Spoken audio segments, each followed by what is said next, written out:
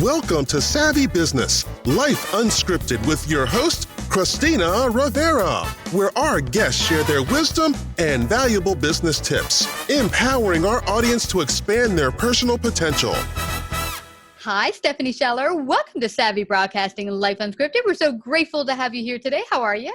Hey, Christina. I'm so excited to be here. I am great. It is an awesome day out there. I'm in a good place right now. It is beautiful out there. Even here, I'm from Bay Ridge, Brooklyn. It is gorgeous and sunny, a little chilly, probably a little warmer where you are. Just a little. But you are the founder of Grow Disrupt, a 2-time best-selling author, and you're going to share with our audience how you built your business from scratch. There are a lot of people who either listen in or have been guests who had moments in their life where they had to venture off into starting their business. Sometimes it wasn't planned. Sometimes catastrophe happened and they said, okay, I have to reinvent and figure out what's next. And they created a business based on needs and gifts and talents they had to offer the marketplace. So I'm grateful to have you share your story. Welcome to Savvy. Thank you. Yeah. And it's kind of funny because I was in this place of I wanted to be a business owner, but I didn't know what I wanted to start doing. And it wasn't like a dire need, but in 2013, in fall of 2013, the company I was working for, literally I woke up one morning and I logged into my bank account because it was, commission day Friday. And I was so excited and I log into my bank account and I'm $3,000 short on my direct deposit. And I'm like, whoa, what happened, right? Whoa, yeah. So I go into work, I chase down my boss. I'm like, what's going on? She goes, oh yeah, by the way, you're not getting a commission anymore. And I'm like, excuse me? What? Yeah, hold on a second. And then by the end of the day, it changed to, well, we just got to figure out what you are going to get, right? And so there was literally, September through April, they did not pay me a commission check. Wow. Yeah. And it was back and forth. And so it finally in April was when I kind of had my breakdown moment of I'm done. And, I looked at my boss, and I was a new boss by this time. And I looked at him and said, I'll be gone by October. And he laughed. And I was like, okay, well now I'm really we're done. And I flew out to California. I was already scheduled to fly out to California because I'd called my mom previously and, been crying to her in March, I don't know what to do. And she goes, okay, well, you're going to learn how to start a sales training business. She's like, you're in sales. You're good at sales. You can turn this into a business and you need to get out of there. And I said, okay. So we started the business. I flew out there end of April, started the business at the very beginning of May, 2014. I ran it part-time while I was still working at my corporate job. May, June, July, August. And then at the end of August, we added everything up. And I was like, oh, look, I've made more money part-time than I did full-time. So that sounds awesome to me. Bye, y'all. Girl, you have one of the greatest skills that every business owner needs. If you're in business, if you're not selling, you're going shortly out of business. And so it was awesome that you were able to get out of the gate with that awesome skill that is so necessary in business. But what's interesting? I thought it was interesting that when your mom mentioned, you were like, oh, I don't know about this because you already had the skill. But what is it sometimes? And I find this from other sales reps that have done that corporate wise, but wanted to start their business. And it was that hard transition. You're like, oh, I did it for someone else, but doing it for myself, it's a little scary. Why do you think that is? So I think it comes down to that imposter syndrome concept, right? Where, when I was selling someone else's stuff, see, here's the thing, right? If I'm selling someone else's stuff and someone doesn't like the product, it's not on me, right? It's on this other person. If I'm selling my stuff and someone doesn't like the product, it's on me, right? Yeah, exactly. And then I have to sit there and people don't buy. If you're really struggling, right? One of the best things you can do if you're in sales and you're having a bad day, one of the best things you can do is stop selling, right? Don't go make more sales calls. Don't go, I know people are push through. I'm like, when you push through, all you do is you scare people away. No one wants to buy from a desperate sales. Oh, wait, stop. Right?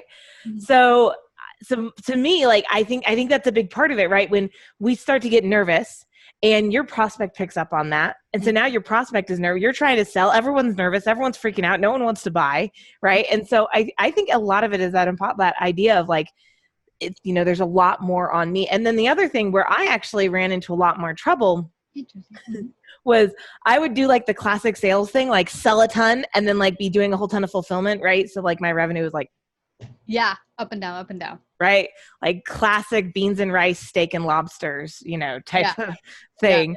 Yeah. And I think, like, for me, that was one of the hardest things, trying to figure out, how do I balance this? How do I do sales and fulfillment and not lose sight of either one? Because I got to fulfill well, but I got to sell. Yeah. Right. And that was really challenging. So I think that's something a lot of people really struggle with too. Yeah. For me, I think one of the biggest struggles for me when I got started, I was still coming at it from an employee mindset. Like, all right, I got started at 8:00 here. I'll take lunch at 12 and be done at 5. And that's not how your clients might work. Because when you're working in a corporate structure, you're like, okay, we start here, boom, let's clock in, and we clock out for lunch. And it's really funny. My idea when I got my business started is that I want to work a 4-hour day. And that's my thing. And then I want to go flying on the weekend and stuff like that. Right. Well, 4-hour day, I woke up my very first day to start my business. I did an hour of meditation, an hour walk in the middle of the day. I made no sales that week.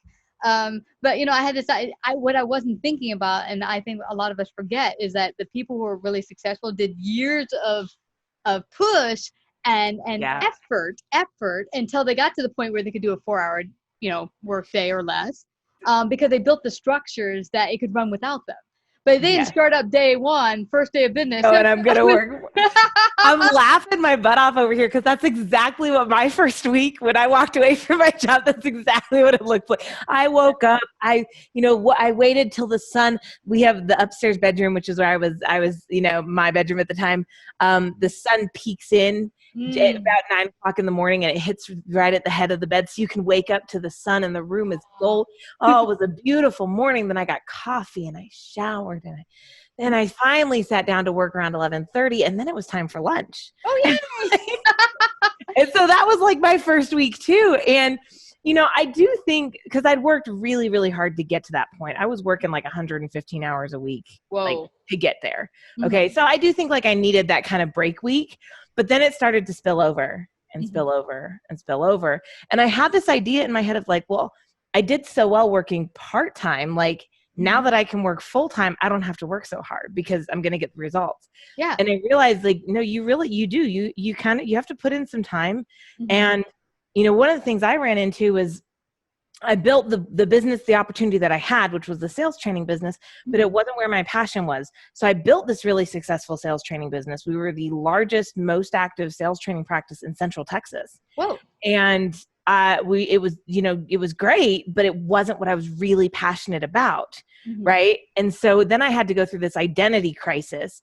And so the growth of the business has been kind of like this. Yeah. Yeah. Right? And now we're back. Now that we have the new, like everything's, it's like, okay, now we're like taking off again the past 18 months or so. What did you, when you got to that crisis moment where you're like, okay, this is not my passion. I'm doing well at it. But where did you go at that point when you realized this is not my passion? How did you rediscover or get in touch with, here's what I am, my zone of genius, and I'm going to explode with this? How did you come to discovering that? Well, so I went through like the stages of grief right there. So for a while there, I was in denial, where I was like, well, I'm still going to be a sales trainer. Like, we're still going to have a sales training practice business, but I'm going to be a business coach, right? I'm going to work with small businesses. And really what happened was it started to create all this confusion in the marketplace, right? Where, oh, she's a sales trainer and a business coach. And like, so what are you? Yeah. People didn't know what the heck to do with Stephanie. And I tried to cling to it for too long. And so people are like, what would you change? I'm like, I would have like gone full in on the business thing. Right. And I didn't want to do business coaching. I wanted to do the events that we do now, where we bring in experts, we put on events, we sell tickets. Right. That's what I love doing now. Mm-hmm. But what, like, that identity crisis, that sucked for a while. The, revenue did not grow. We flatlined. Yes. But we didn't really grow.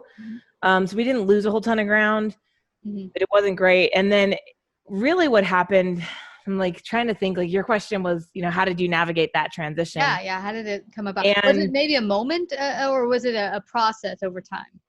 It was definitely a process over time. There was a moment where we finished one of our boot camps, one of our sales training boot camps, and my other trainer came to me and said, Steph, can I work with the small businesses too? And I was like, huh? And she goes, well, when we do these boot camps, we'll have some sales reps in the boot camps. We'll have some small business owners. And she said, when we start going out into the audience to actually work with people on their sales scripts, like you always have me work with the sales reps, but I love working with the business owners too. And I was like, oh, I didn't realize I was doing that. And so that was when we started shifting. And at first I was like, okay, well then we're just going to be a sales trainer for small business owners. So we started shifting to where all the boot camps we were doing were just for small business owners. Okay. And then I was like, yeah, but this isn't really cutting it, because I want to go beyond just sales. I want to help people establish a solid foundation. So then we did our first event where I brought in a bunch of other speakers in January 2017. And that was really, it was kind of like an experiment thing. Like I wanted to hear these speakers that I was bringing in, but they were really expensive and I didn't want to have to fly out to them and I didn't want to have to pay for each of their events. So I said, okay, well, I'm going to put on an event where I'm going to bring them all in. I'm going to get a bunch of people to come. We're going to, we're going to sell tickets. We're going to make this, where all of us can learn from these great guys instead of just Stephanie. Yeah. And, when I did, as I was building out this event, like that was the original, like, ooh, this is a cool idea. And then as I was building out the event, it was like, oh no, I really love this. Yeah. This is cool. I really love the way accidents happen. And it's not so much an accident. When you start moving, and this is the one thing I get from talking with my mentor, and he said people come to him and say, well, how do I get to the how? And they're like, no, you're asking the wrong question. It's not the how. What you start doing is you start moving in the direction of where your pull, where your gifts are, and then it starts revealing itself bit by bit as you're taking the steps. Yep. The how, my mentor always says the how is the easiest thing in the world. It's the why that matters. Yes. That's the first kind of like plug, or the first thing you need to plug into. Yeah. So this is great, but I don't want people to leave without finding out how they can get in contact with you, come to one of your wonderful events and grow and disrupt their own business. How can they do that? Well, if you go check out our website, growdisrupt.com, that is kind of the best place to go. So our company's name is Grow Disrupt. We're all about helping you grow your business, and we want to do it in a way that's different than what, most people are doing, because obviously what most people are doing in business doesn't work, right? Otherwise, like 80% of us wouldn't be out of business within the first 3 years. I know. So our goal is to help you grow by doing things differently. So the company's name is Grow Disrupt. Go to growdisrupt.com. You can see what events we have coming up. We have all kinds of free resources.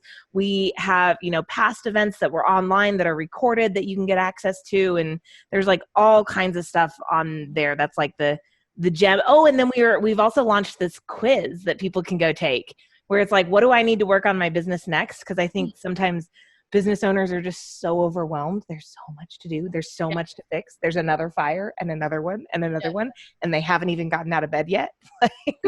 So we built this whole quiz, and it's a pretty detailed quiz, but you get to the end and it's like, okay, based on what you've told us, this is what you need to fix. And here's some resources to help you. Like, here's some free ones. Here's some paid ones. And it's a really, really cool, I'm excited. It's taken us, months to sort this quiz out, but I'm really excited at the impact it's having with small businesses.